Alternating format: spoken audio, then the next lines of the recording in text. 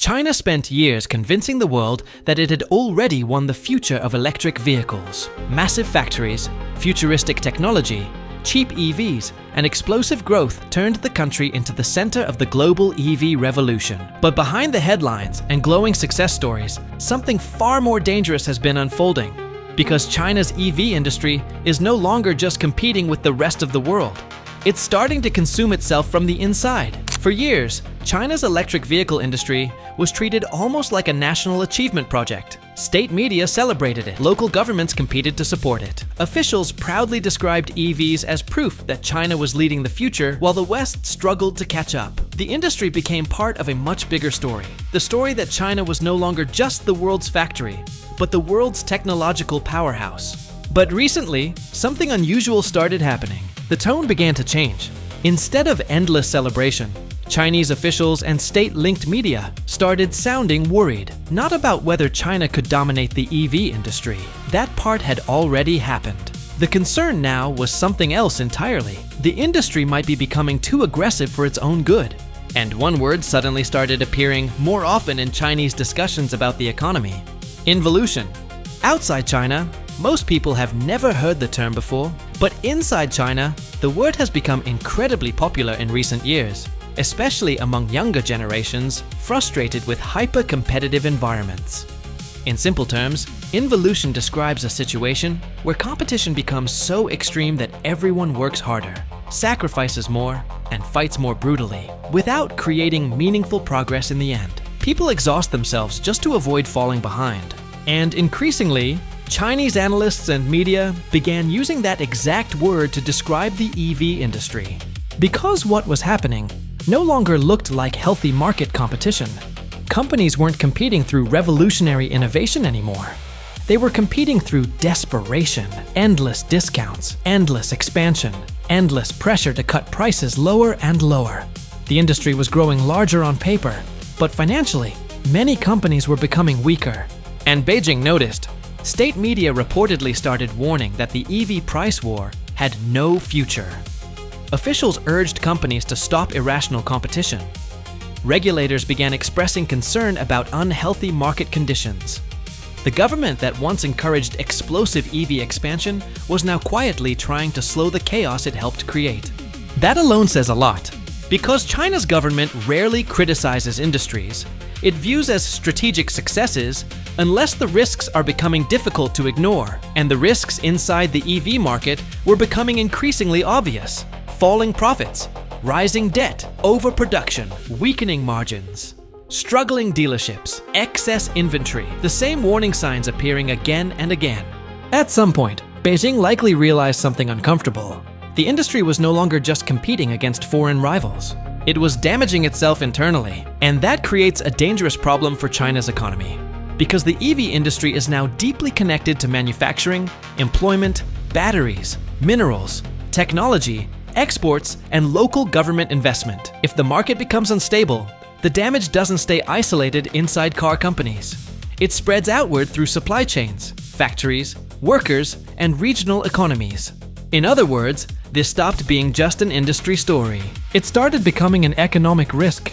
And perhaps the most ironic part of all is that China's EV crisis emerged from the exact strategy that once made the country look unstoppable. China became dominant by scaling faster, building bigger, and competing harder than anyone else. That aggressive expansion helped China overwhelm global rivals and rapidly capture market share.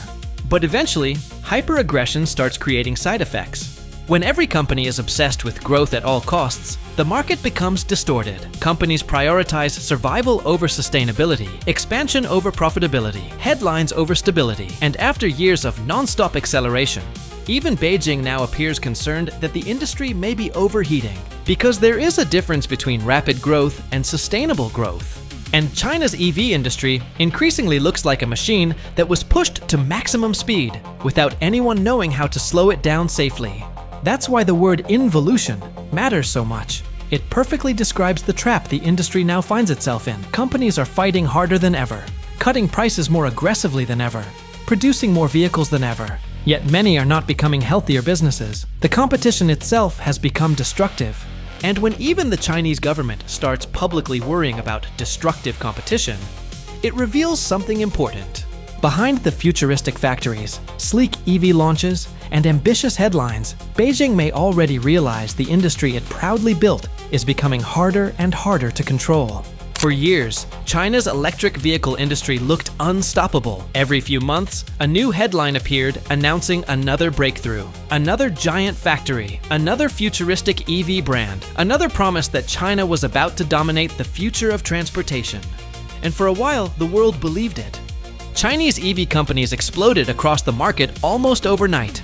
Brands most Americans had never even heard of suddenly became billion-dollar companies. Cities across China raced to build EV factories.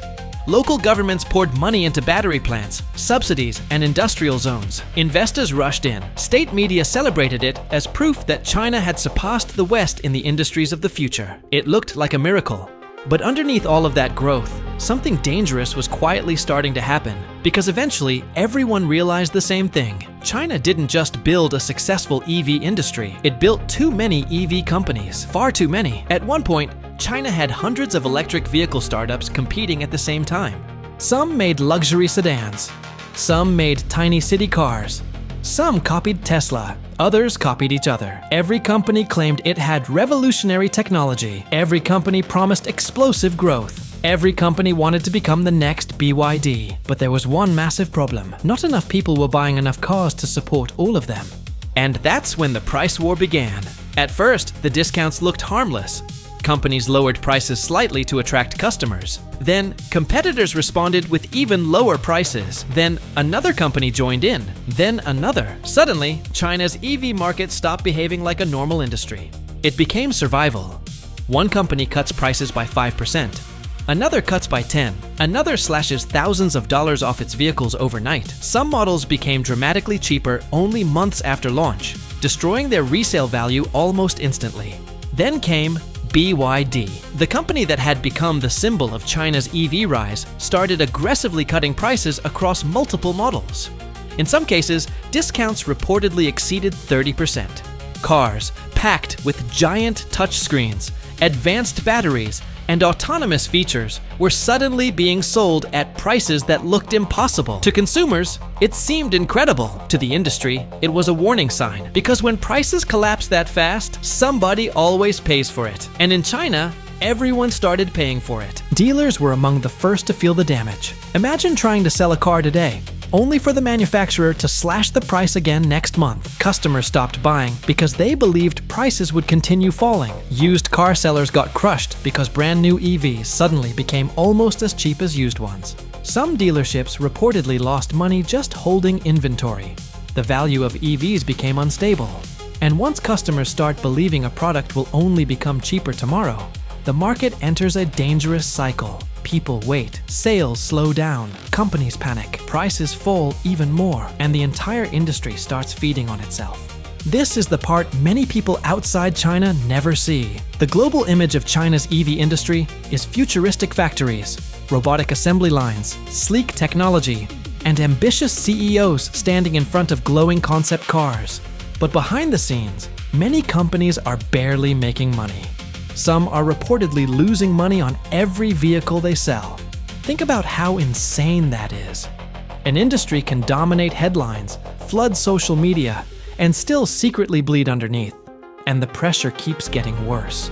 Because once one company cuts prices aggressively, the others have no choice but to follow. If they don't, customers simply move to the cheaper brand. In a market overflowing with choices, loyalty disappears fast. So, the companies keep cutting prices again and again and again until the competition stops looking like innovation and starts looking like economic cannibalism. Companies are no longer competing to become profitable. They're competing to stay alive one more quarter. And ironically, the very thing that made China's EV industry look powerful, massive scale, may now be the thing tearing it apart. China spent years encouraging endless expansion, more factories, more brands, more production, more growth. Local governments wanted EV champions. Investors wanted explosive numbers. Executives wanted market share at any cost. Nobody wanted to slow down. Now, the market is overcrowded, oversupplied, and trapped in a brutal race where every company is trying to undercut everyone else. Even Chinese state media has started warning that this price war has no future. And when even the government starts sounding nervous, you know the situation is becoming serious. Because this no longer looks like healthy competition. It looks like an industry consuming itself from the inside. China's EV industry did not become massive by accident. It became massive because the entire country was pushed in one direction at the same time. Local governments wanted investment. Banks wanted growth. Tech companies wanted relevance. Investors wanted the next Tesla. And Beijing wanted China to dominate the future of transportation before America or Europe could catch up. So for years, the message was simple: build more, and China listened. Factories began rising everywhere. Entire industrial zones were transformed into EV hubs almost overnight. Cities competed against each other. To attract automakers and battery manufacturers, subsidies flowed across the country.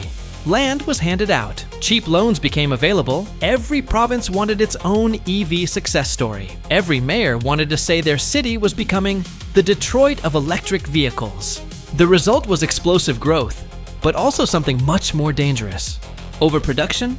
China didn't just build enough factories to satisfy demand, it built far beyond demand. EV plants multiplied across the country at an almost absurd speed. Battery factories expanded even faster. New brands kept appearing every year, each promising revolutionary technology: AI-powered driving systems, futuristic interiors, or ultra-cheap pricing. It felt like everyone in China wanted to build electric cars. But eventually, reality started catching up. Because no matter how many factories you build, there's one thing you can't manufacture overnight: customers. And that became the problem. China's EV industry was producing vehicles faster than people were actually buying them. Supply started growing much faster than demand. Warehouses began filling up. Unsold inventory piled higher. Parking lots packed with brand new EVs started appearing across different parts of China.